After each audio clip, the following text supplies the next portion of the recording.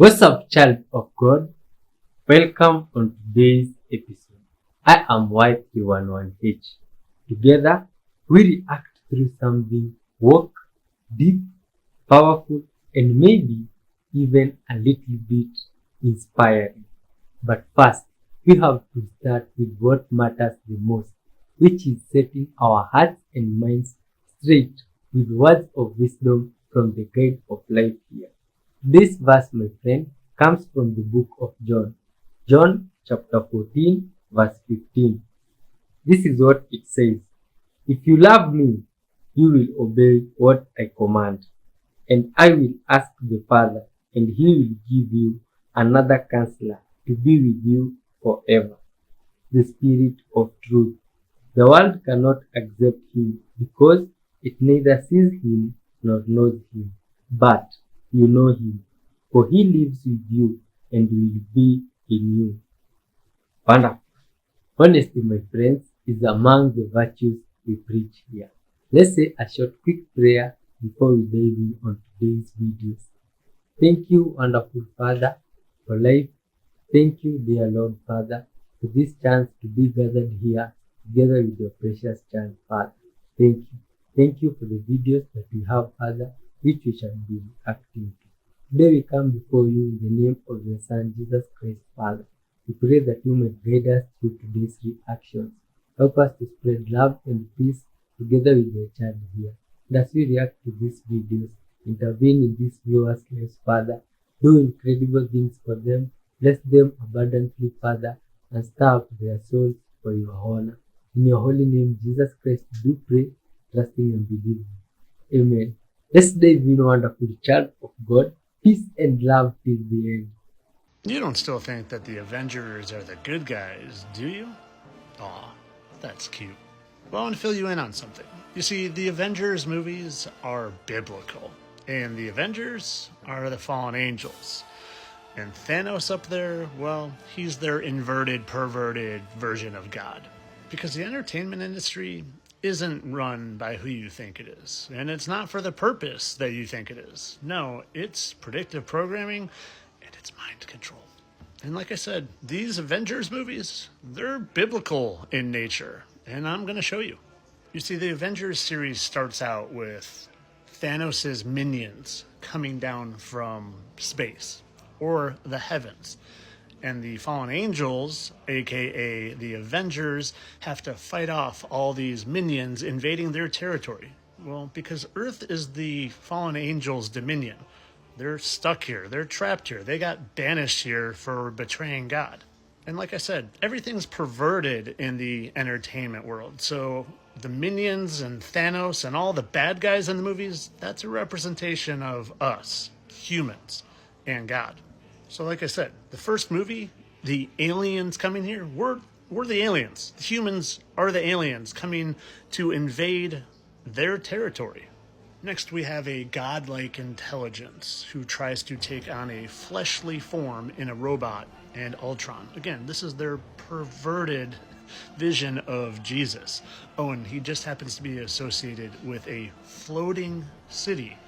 Kind of reminds me a little bit of the floating city of Jerusalem. But the main protagonist in these movies is Thanos, aka their version of God, and he's chasing the 6 Infinity Stones. And in my opinion, these Infinity Stones are them telling us how they have slowly but surely taken over control of all of our minds, and for the eventuality, to steal our soul. Let's first look at the Power Stone here. This is a representation of the government, our power structure. They've infiltrated the government. Mind? Well, maybe that's talking about the school system, which, if you know anything about the Rockefeller school system, you know they've infiltrated the school system. In space, do I even have to talk about that one? I mean, space doesn't exist. If you're watching this and you still think space is real, well, you got a lot of research to do, my friends. Time? Our timeline is not right, in my opinion. There's been hundreds of years added and fake history added, and they've infiltrated time, for sure. Reality? You know how they did this? Through the television. They have constructed a matrix of reality and what people think of reality versus what reality actually is are two totally separate things. Most people think we're spinning on a ball traveling 66,600 miles per hour around the sun instead of just living in this stationary, flat, enclosed realm. If that's not manipulating reality, I don't know what is. And well, what's the goal of all of it? The goal of all of it is to steal our souls. And you see, the fallen angels have stolen all of these from us. Maybe not this one yet, but they're trying. And God, aka Thanos in the movies, well, he's trying to restore this back to his natural creation, his natural law.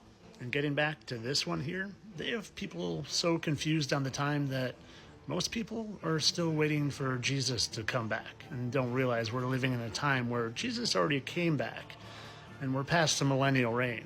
And now we're living in a time where Satan, he's released for a little while to deceive the nations in all of these ways.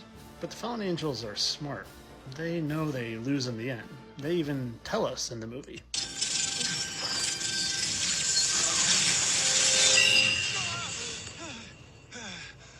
Be back here. Hey, what was that? Went forward in time to view alternate futures, to see all the possible outcomes of the coming conflict. How many did you see? 14,605,000. How many did we win?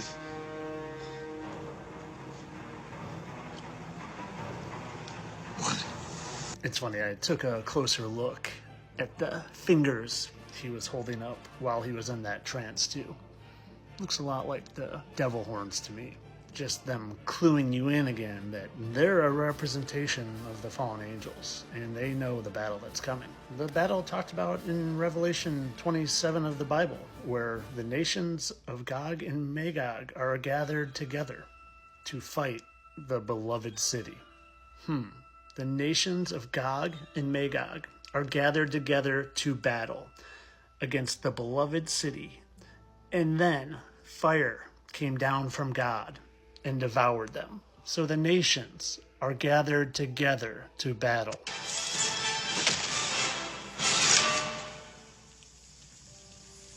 Assemble.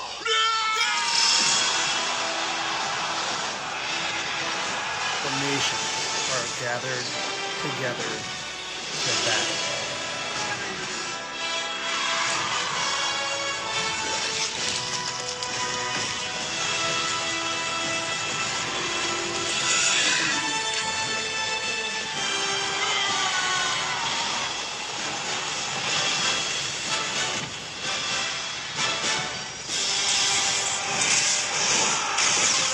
And fire came down from God out of heaven.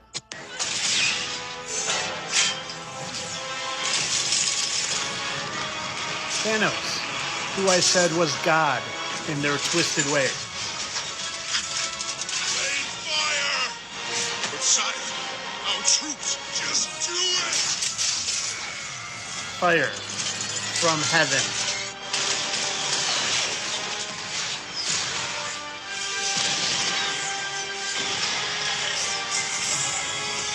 And most of you know how this movie ends. They defeat Thanos, and they get back the Infinity Stones, and all is restored in the world. And that's them saying they defeat God. They find that one win. And I don't know what they're doing in this world where we live now, where they think they're going to win, but they clearly are deceived. And they have deceived a whole lot of people, because all you need to do is look around, and there are a whole lot of Satan worshiping, devil worshiping, evil people that have been convinced that the bad guys win. And like I said, they pervert it all. So God, aka Thanos in that movie, they think loses in the end. And the bad guys in these Avengers and X-Men movie are always depicted as God or Jesus. And just like they get you to in the movie, they pervert it and they twist it and they literally have you rooting against the depiction of God. They've done a lot of that in real life too. So it's getting close to figuring out what side you're on. You better start doing things and making actions and making decisions and getting spiritually and mentally right to be on the right side of things and not the fallen angel side of things. Because, in my opinion, they don't find their one way. Not by a long shot. Because God and good and truth and honesty, they always win in the end. You've just been deceived to think otherwise, if you do. But of course, all this is for entertainment purposes. I know that there's no such thing as fallen angels, and they're definitely not down here in Earth perverting the entertainment industry and the government and the school system and space. Space is definitely real. We went to the moon. Entertainment only, people. So, would you rather have your future self pay you a visit, or you pay a visit to your younger self? All right, what's the deal with all these videos popping up claiming that allegedly in parts of Georgia and South Carolina, people had their TV broadcasts interrupted for about 3 minutes? This happened just in the last couple of days. And during that time, a message supposedly from the Anunnaki aired, acknowledging the current chaos among humans, warning of severe weather events coming, and then saying that they were going to help. And then, right after that, people in these same areas reported seeing fireballs streaking across the sky, like multiple reports. So, yes, this sounds completely crazy, and I am skeptical, but I'm also open-minded enough to ask. There actually was a TV broadcast interruption in southern England in 1977 where a group claimed to be Ashtar Galactic Command, and they talked about human awakening. So, I'm being open-minded. Was it something like that? Has anyone seen this alleged Anunnaki broadcast firsthand? Do you have video of it or know someone who does? I tell you what, man, if you got to get pulled out of the job site on a platform by a bulldozer, you had no business being there in the first place. And this ain't no Chevy, Ford, Dodge thing. This is any truck. No truck would get through this 100%. I would like to do my part in protecting my husband and Protecting? protecting him. From what? A reptilian made himself known to us, and it very much frightened him. All right. And now we're filled with fear, and we're always trying to live our life without having that. And All right, but you understand the paradox in what you're saying? that The belief that you need protection comes from a fear-based reality, a fear-based belief system. The belief that you need protection invites the idea of attack. If you understand that nothing can attack you, nothing can harm you, if you don't operate on the same frequency domain, then you will understand you don't need protection because you'll be invisible to anything you are not the vibration of. One moment. However, if you don't have a belief system that works that way, then obviously you do have to honor your belief system. So if you need a permission slip, if you need to believe in something that acts as protection for you, there is nothing wrong with that. All we are saying is just understand that you're the one creating the scenario that you need protection from. Do you understand? yes. So if you understand that you don't have to come from a fear-based belief system, and you operate on a frequency level that is more true, more in alignment with your core self, then you won't fall into the idea that you need to be protected from something that, if it's not on your frequency, wouldn't be able to find you anyway. And remember, you cannot experience anything in your life that you don't agree to experience. You are your own reality experience. Everyone is their own reality experience. Everyone is their own unique point of view of all that is. You are, in a sense, really a universe unto yourself. The only way you can experience anything in your reality that is similar to what anyone else may experience in their reality is by agreeing to and creating it for yourself out of your own energy. Do you understand? Yes. So don't agree to the things you are offered from a reality you don't prefer to buy into. The real power of what you might call a negatively oriented being, whatever that may be, the real power is to get you to believe they have power over you, which they don't. Do you understand? That's the trick. They want you to believe they have power, and they get you to agree with them that they do, when they in fact have no power over you at all. Does that make sense? Yes. Does that help you? Yes, thank you. I recently spent a year and a half in West Africa. Oh, all right. Where I often came in encounters where people were saying to be careful of voodoo. Voodoo. And so I'm wondering if you could speak to what that is, how it works. Well, again, like anything, it's based on belief systems, and if you choose to buy into and align with those belief systems, then you can create effects in your own life, out of your own energy, that will match the beliefs of that particular practice or permission slip. So if, say, the practitioner uses it on someone Yeah. and they are being affected because they are doing Because they whatever- are affecting themselves, because they believe they are being affected by someone else. But if they didn't know that they were being... On some level, the belief system will know. Remember that many of your belief systems are what you call unconscious. So the idea of all of a sudden experiencing an effect that seems to be being generated by someone else, but you know cannot be, is what gives you the opportunity to put you in touch with the fact that this person has just revealed to you, has allowed you to discover within yourself a belief you didn't know you had, so you can work with it and decide whether you want to keep holding on to it or not.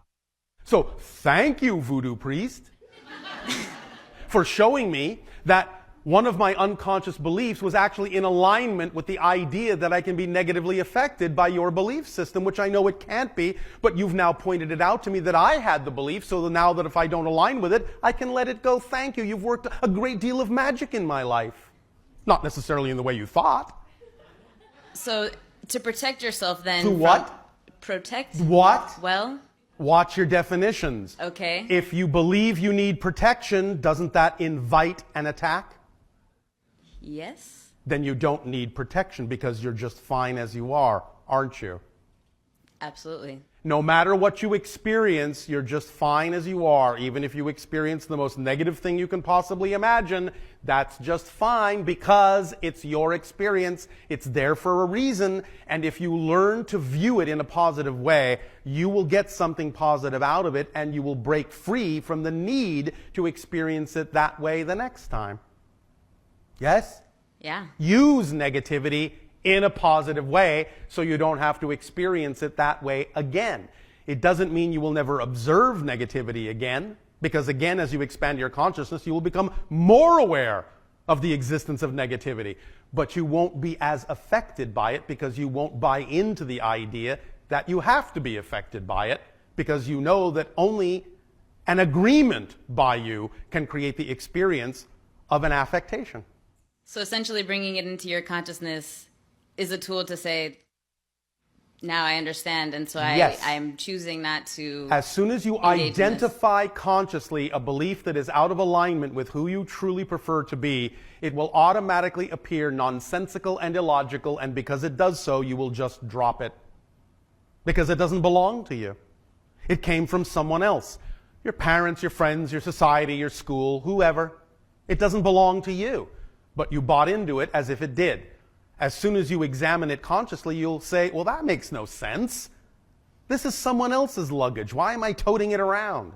Drop the baggage and you'll feel much lighter. The things that belong to you don't weigh you down. If you feel weighed down, that's a sure sign you're toting around beliefs and baggage that isn't yours. Drop it. Don't be a belief thief and steal other people's beliefs. Well, my friends, thanks for watching up to this point.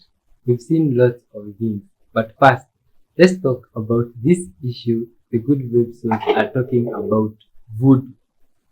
Myself, I don't think English people are able to talk about voodoo clearly because, my friend, here in Africa, we know that voodoo is real. It exists, and people can be turned to even goats. It has happened. Other people have been turned to crazy things. Someone's parts comes on the forehead here. And this is not stories that have not happened. Good websites, voodoo is real. But what can save you is the blood of Jesus. Hoping and always crying to God Almighty. Praying, my friend, God can save you from everything. You see? Thanks for watching to this point. We've seen entertaining stuff. Like that good website who was talking about the conspiracy of the Avengers movie, comparing it to the Bible and end times, how it looks like. Well, that's crazy conspiracy and thinking in perspective. What do you think about it? Do you agree, disagree? Or do you have something to add onto it? Tell us down below in the comment section as you continue watching. And kindly hit that like button, my friend. It's there for you to hit so that you can spread love to the whole world together. Let's continue watching. Someone told me to watch this clip. You were born alone and you will die alone. And between these two facts of birth and death, the life that you live in between is full of drama, fake relationships, a lot of jealousy, competition, a lot of greed, a lot of anxiety, a lot of stress, a lot of ego and pride. And all of this drama happening in your life just because you want to run away from the truth that you are alone. You spend a lot of time looking for happiness and peace outside in people and in things. But you do not understand that you cannot run away from the truth that you are alone. We rather embrace this truth and find happiness in being alone. Try to enjoy being alone because everything that we are looking for outside is within us. We spend and waste a lot of energy trying to look for all of this beauty outside, and we'll never find it because it is all within us. And we'll only realize and discover this when we begin to enjoy loving being alone. Really? Why do you have a wooden door sign? Because every time some dipshit's standing here, right? And I tell them, I'm over there, they're over here, right? So I'm like, customer stand over there. Tom, stand over there. Hey, Steve. Hey, how you doing, Tom? I'd like to show you your car. It's in the shop. Walk through the door. They'd stand there, and they wouldn't know where to go. They'd be confused. So I'd say, walk through the wooden door. Because it's a wooden door, and that's a glass door, right? So walk through the wooden door. And they'd still sit there in the corner, not knowing what to do, confused as hell. So I finally put a sign that says, wooden door. So when they turn around and they see the sign, wooden door, they know to go out this door to get to the shop. I swear to God, people can't navigate themselves out of a paper bag. Stupidity. Fucking stupidity.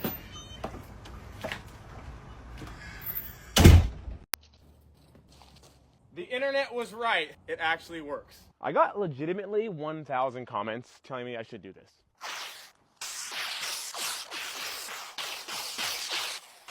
I'm already starting to regret this because that took a long time. But hey, anything so I can see my chickens better. And if you're asking yourself why I need to see my chickens better, I don't even know. The internet told me to do it. Now it's time for paint. And I had this left over from another project, so hopefully this stuff works. How's it look from your angle? Does it look as good from back there as this from here? Okay, now let's paint this one and this one. Okay, and here.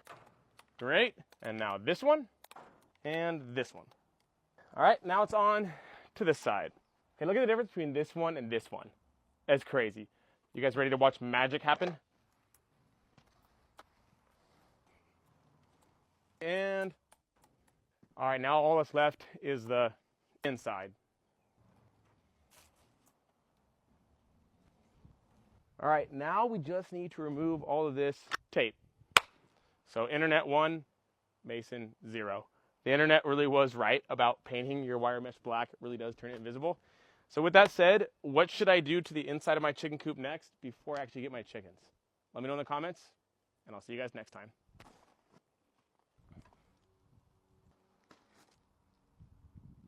Do you think that you could get enough meat from wild animals after society collapses? The answer is no. This isn't even conjecture, it's no. You see, plenty of societies have collapsed all throughout history, and every single time, the wild game population vanishes. That's because human beings are the top of the food chain, and when we're hungry, we're going to eat anything and everything. In fact, it doesn't take long for us to start eating ourselves. If your strategy for surviving the apocalypse is to get really good at hunting and fishing, you're going to starve. Because not only do we know that this is a bad plan historically, we also have 7 billion more people to feed, and every single one of them is going to want to eat something. This is why you need food storage. The second question was, how long will it take for wild game to bounce back? And the answer is, historically, it takes about 100 to 200 years after the collapse of a civilization. For a civilization as big as ours, I don't know, but we'll definitely all be dead by then. Alright, so the guy that's cheating with the Cronus and the 2-boxing, 2 wires, I think that's what he's using it for. I got his phone number, we're gonna give him a call. No, dude. Yeah, hold up, I gotta put a sticky note on there so you don't see the number. Why are you gonna call me awkward? Oh my gosh, This guy's literally you're shooting. actually doing it. Yeah. Name's Matt, by the way. Just putting that out there, Matt. Hello? Hey, is this Matt? This is Jake from Cinch Gaming. Yes, sir. How you doing today? Good. How's it going? Well, to be honest, you probably saw the videos we put up on TikTok of your controllers. We got both packages. Yes, sir. Yeah, sir. I just wondering, you know, like how you did this or where you got it from. Like what's going on with this, the Cronus inside. I mean, to be honest, I got a good buddy that's been building them. I mean, it's been pretty money coming in. You could be surprised. There's some big streamers out there that's been buying from him and everything. It's Oh my gosh. Seriously? pretty crazy. Seriously? Yeah, Okay. yeah. He's built quite a few already. Okay. You're okay if I put this audio into TikTok? Yeah, that's fine. Okay. Holy crap. All right. So Wait, buddy, does it work on all games or just Warzone? I mean, all games. It's basically a Cronus built in. Oh my god. Yeah, it's an older model too. That must be how it's fitting inside. Okay. All right. Well, thank you, Matt. I'll probably give you a call later on too. I'd like to ask you some questions about it, but just want to let people know what's going on. Yes, sir. Yeah, just give me a call. All right. Appreciate it, boss. All right, you have a good day. There you have Dude, it. he was so honest. Yeah. Why? He's just big streamers. I'm Indian and my girlfriend's Chinese, and I have a good friend who's half Indian, half Chinese, and he is very ugly, which is fine. You know, I still hang out with him in private, but it kind of worries me about when we have kids someday, you know? He's also not a good person, which is bad too, but you know, I can control that part. I can't control how he looks. So if I have a kid and it turns out like him, I'm going to be like, oh man, why are we going to have to give this 7-year-old Botox? This is too quick. He's got Invisalign instead of a pacifier. That's going to be a bit much. Like every time I see my friend, I'm like, hey, can I see a picture of your parents? I got to see what we're working with, what the blueprint was to see how we got that. And it is a little mean of me to say, but he's really annoying. So I wouldn't really call him a friend as much as a guy I see every now and then who reminds me of my biggest fear. If he was good looking and a mean guy, then I'd be like, well, at least you got a nice jawline.